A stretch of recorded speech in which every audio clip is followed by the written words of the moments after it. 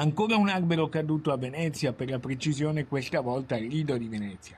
Dopo il drammatico schianto di un albero a Piazzale Roma tra la folla, che ha provocato lunedì 12 feriti, tra cui una giovane mamma in coma, questa volta nelle prime ore della mattinata è crollata una pesante robinia di alto fusto in via Lepanto, circa all'altezza dell'incrocio con via Marcantonio Bragadina al Lido di Venezia.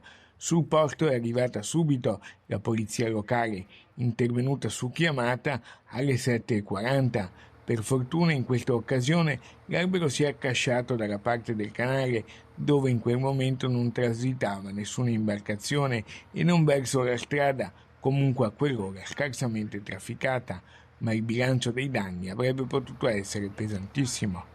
Tutto ciò è avvenuto in condizioni meteo ideali e in completa assenza di vento, quindi l'episodio ha riportato inevitabilmente l'attenzione sulla manutenzione degli alberi e del verde pubblico, su cui sono in tanti a puntare ora il dito. Il precedente, ancora fresco di lunedì, ha inevitabilmente amplificato il clamore e sollevato una bufera di critiche sulla manutenzione del verde in città.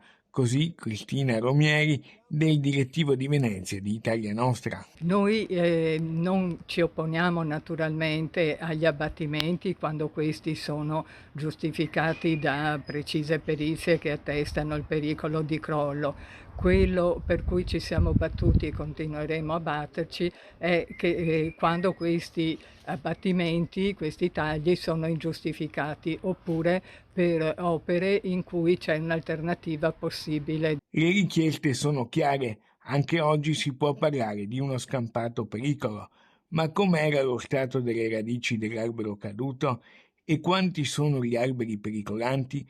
Queste le domande che si pongono i cittadini. Primo, una costante e seria e corretta manutenzione del verde. Il 2, il reimpianto appunto di alberi di adeguata specie e naturalmente in luoghi opportuni.